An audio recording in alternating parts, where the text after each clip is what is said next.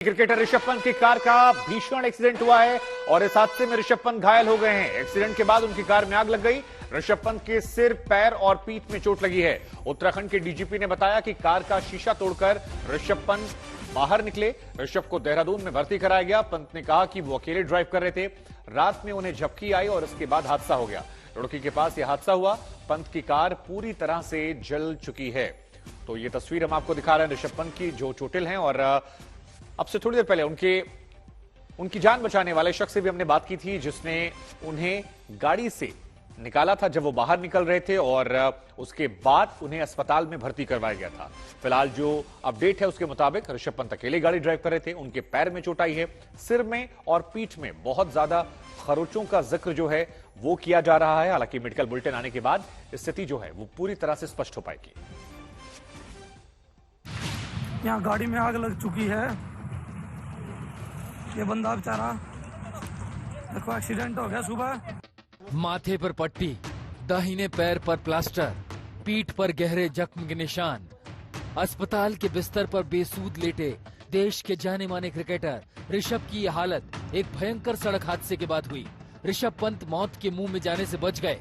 फिलहाल वो खतरे से बाहर है, लेकिन उनके पैर में गंभीर चोट लगी है और डॉक्टरों के मुताबिक उनकी प्लास्टिक सर्जरी की जाएगी।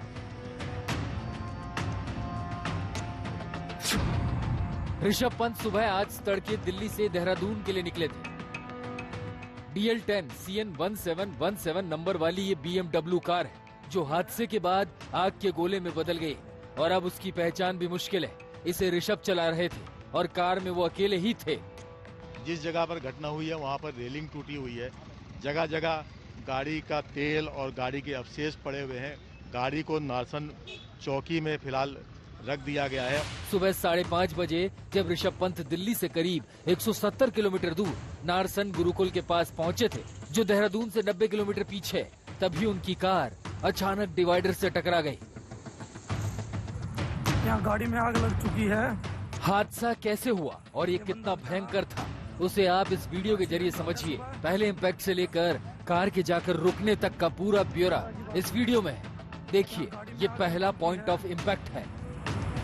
ये बंदा बेचारा, देखो एक्सीडेंट हो गया सुबह। यहाँ पूरी रफ्तार में चल रही ऋषभ की कार डिवाइडर से टकराई, फिर डिवाइडर को तोड़ती हुई हवा में लहराती हुई पहले इस पोल से टकराई। पोल मुड़ गया, फिर कार सड़क के दूसरी तरफ गिरी और नेशनल हाईवे के किनारे लगी रेलिंग से जा भिड़ी।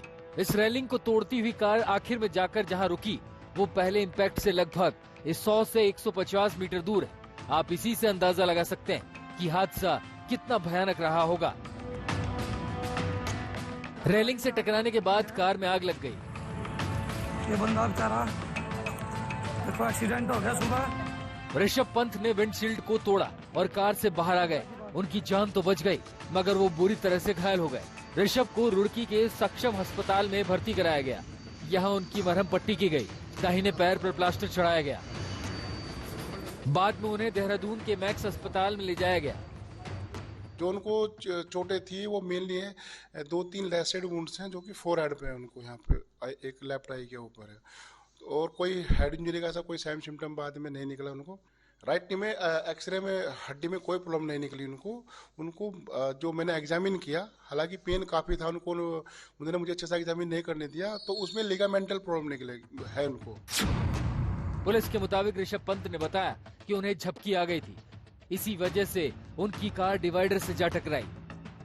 सक्षम हॉस्पिटल रुड़की में उनका प्राथमिक उपचार किया गया डॉक्टरों की टीम के द्वारा, और एहतियातन और बेहतर उपचार के लिए उन्हें मैक्स हॉस्पिटल देहरादून रेफर किया गया है। खुद ऋषभ ने बताया कि संभवतः उन्हें झपकी आ गई थी और इस कारण से ये दुर्घटना होने की संभावना उन्होंने जताई है। हादसे की खबर मिलते ही उत्तराखंड के मुख्यमंत्री पुष्कर सिंह धामी ने अधिकारियों को पंत के इलाज के पुख्ता इंतजाम करने के निर्देश दिए। ऋषभ पंत का भी रुड़की के पास एक एक्सीडेंट हुआ है। पूरी उनकी निगरानी कर रहे हैं। सभी से मैं स्वयं जानकारी ले रहा हूं और उनको शिफ्ट किया जा रहा है। सारे जो उनकी चिकित्सा है, उस चिकित्सा की संपूर्ण व्यवस्था वहां पर हो रही है और मैं भगवान से प्रार्थना करता हूं कि वो जल्दी स्वस्थ हो जाए।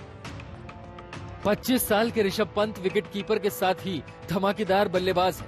हालांकि 3 जनवरी से श्रीलंका के खिलाफ शुरू होने वाले T20 और वनडे सीरीज के लिए उन्हें टीम में शामिल नहीं किया गया था। वो दिल्ली से अपने घर देहरादून लौट रहे थे, लेकिन रास्ते में झपकी लगी और इतना बड़ा हादसा हो गया। मिलन शर्मा के साथ अरविंद ओझा, दिल्ली, आज तक।